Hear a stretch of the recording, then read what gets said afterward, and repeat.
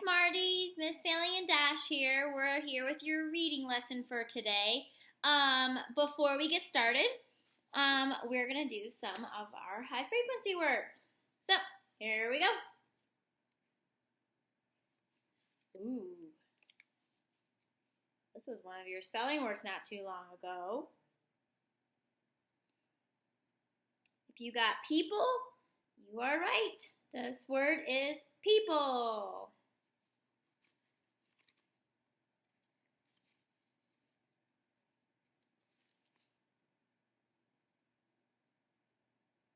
Saying your sounds. Paper. If you got paper, good work. Let's do two more. I know there's a hunk and chunk in there, but it breaks the rule. If you got work, good work.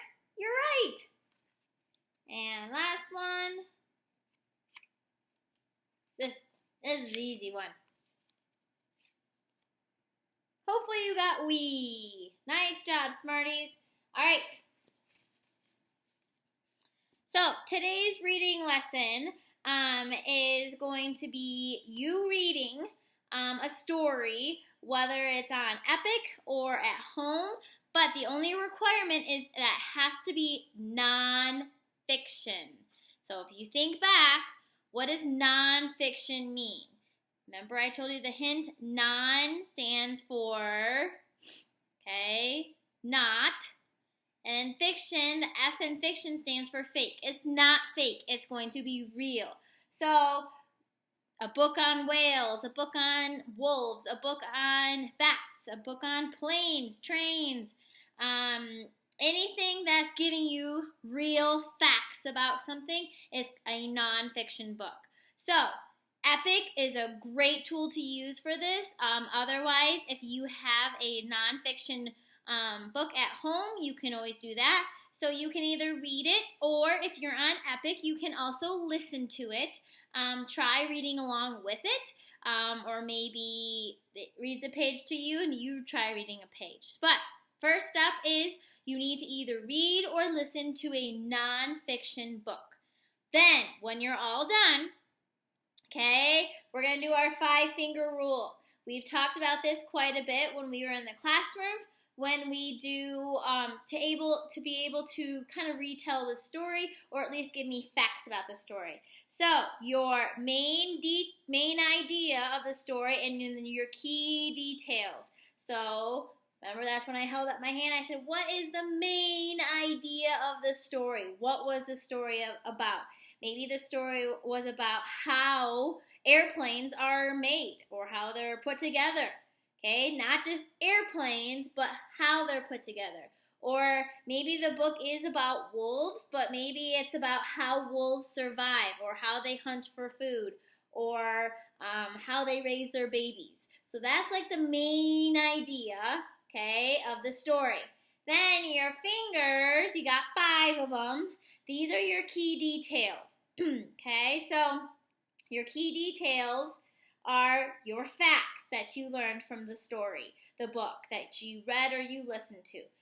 So nonfiction, main idea, what was the book about? Not just about bats, but maybe it was about how bats get their food or how they sleep. And then your key details, your facts from the book that you listened to or you read. So I'm going to kind of show you this. You can pause it because this kind of helps you kind of visualize what you're going to do. But the title of the story, it's always really important to be able to tell whoever you're telling, mom, dad, grandma, sibling, the title of the story, and even work on the author and the illustrator. And then again, in the poem, the middle, the main idea, what was the story about, and the details. Each finger stands for a detail. So you can either do it verbally, where you go up to an adult and you tell them the main idea and then your 5 facts, and you can practice it even before you go.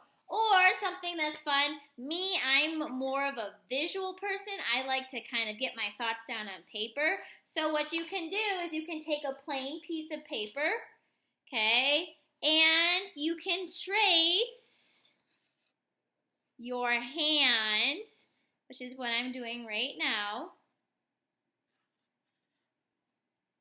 Okay, I trace my hand, and then I can kind of what the picture I just showed you, I can draw a spot for the title. I can draw like a circle or a little rectangle. Probably a rectangle would have been better for the main idea. And then on each finger,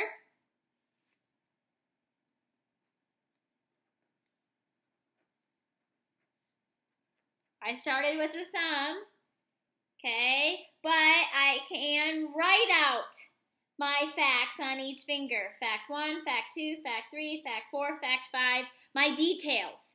Okay, these are your details, your key details of the story, and I can even write up here key details above the little fingers. Okay, so you can pause it and you can use this as a tool to guide you to do yours. Like I said down here, I probably would have done a rectangle so I can actually write in the lines. But this is kind of a good way to get your thoughts down on paper. And then you can go to an adult and still do your 5 fingers, but you have this in front of you to help you. So this is your reading lesson for today. Don't forget to read anywhere from 10 to 20 minutes. This can be part of it. The story that you have to listen to or read can be part of your reading for today. Like I said, I love seeing on Epic how many books you've read. I can actually click on your name and see the books that you're reading. So that's been a lot of fun to kind of follow you in your reading. But your reading lesson for today is to listen or read a nonfiction book and then to do your main idea, key detail with your hand. So have fun, Smarties. I will be back with your math lesson. Math is going to be just some fun math games today to play with a friend, or to play with a sibling, or play with a parent. So I will be back with math. So have fun doing your reading, and I will see you in a little bit. Bye, Smarties.